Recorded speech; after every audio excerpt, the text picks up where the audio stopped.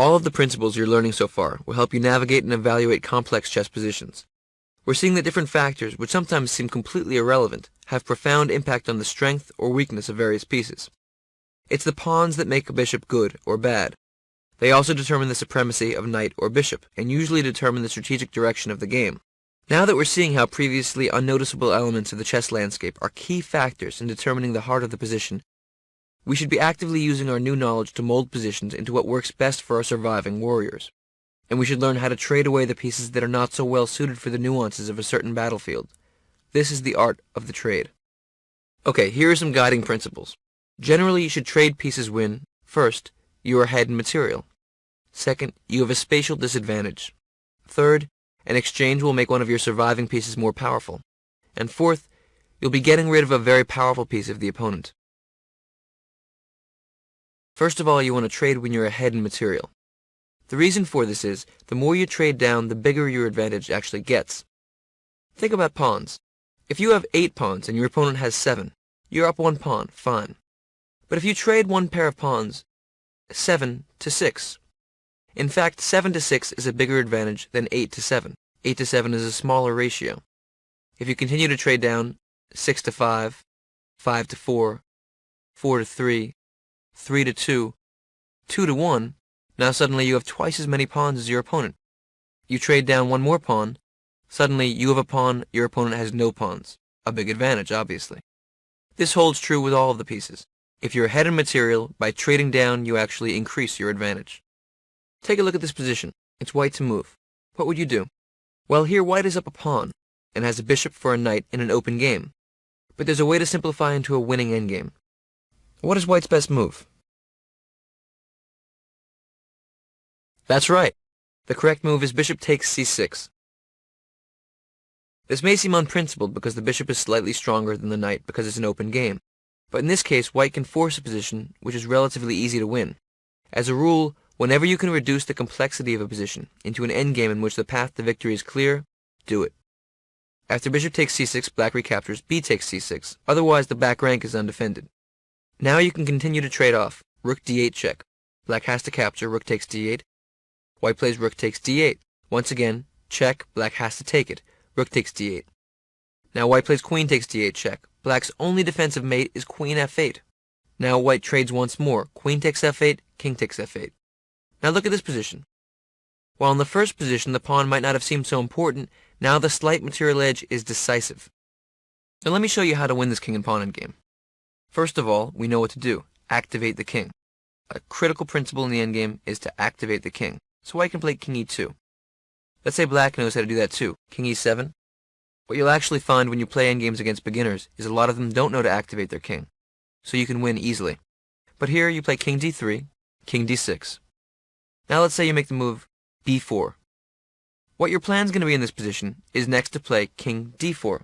Then you could play the move a4 at one point. The queen side is really where you're going to focus. A basic way to win this position is to make a passed pawn on the queen side and distract black's king with it. Black will have to defend on the queen side, and then you can run your king to the king side. Remember I talked about the principle of 2 weaknesses. This applies in the endgame as well.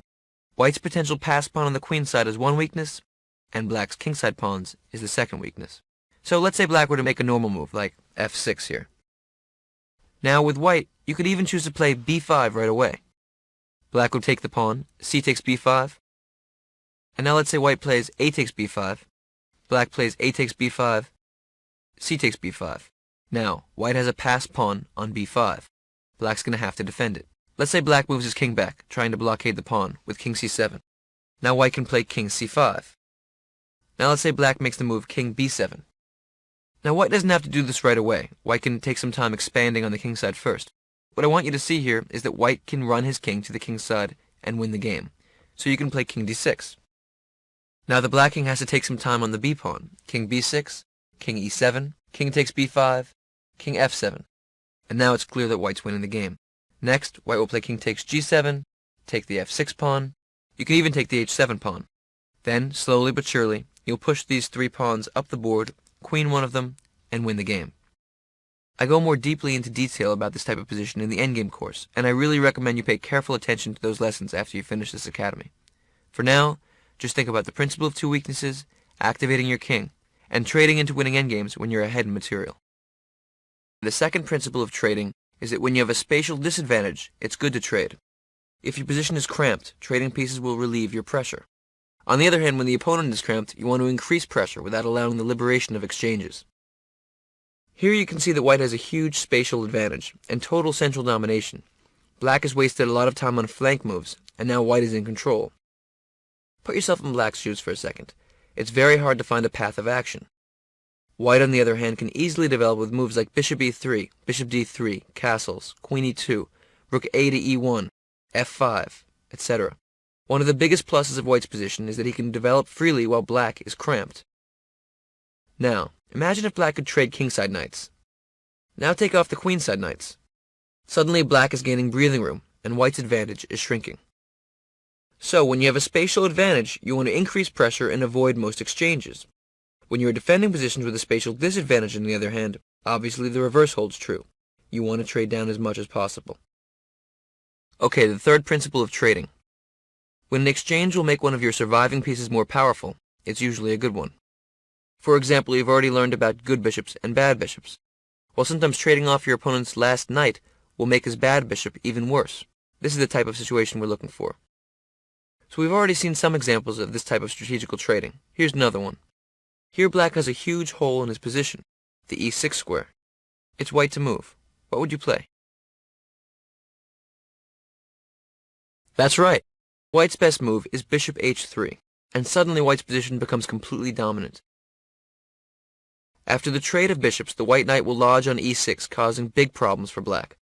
Notice that the black knight, though right next to e6, is actually quite far from the square, because it would take him 3 moves to get there. In this type of position, there's no time for that kind of maneuver, because white's kingset attack would build too quickly. So here a well-thought-out trade, like bishop h3, can make a huge advantage emerge from nowhere.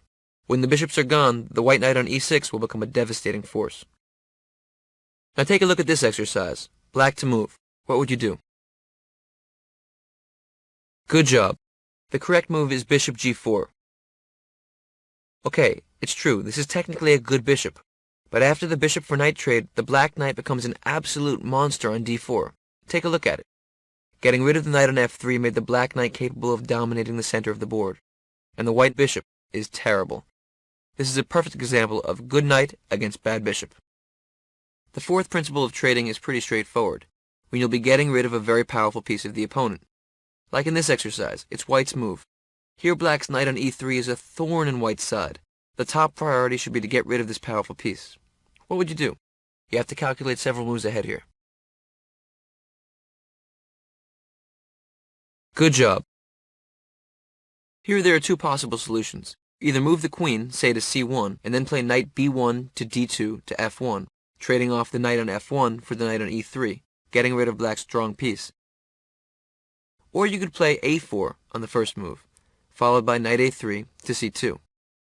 Personally, I prefer the first alternative because it doesn't further weaken white's pawn structure. By playing a4, you create another hole on b4.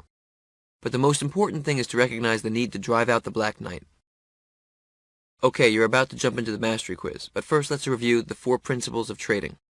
First of all, you trade down when you're ahead in material. The more material that comes off, the bigger your advantage gets. Next, you trade off when you have a spatial disadvantage. If your opponent is crunching down on you, by trading off pieces, you relieve the pressure on your position. Third, you trade when an exchange will make one of your surviving pieces more powerful. For example, when trading bishop for knight, will leave you with a position with a very strong knight against a bad bishop of your opponent's.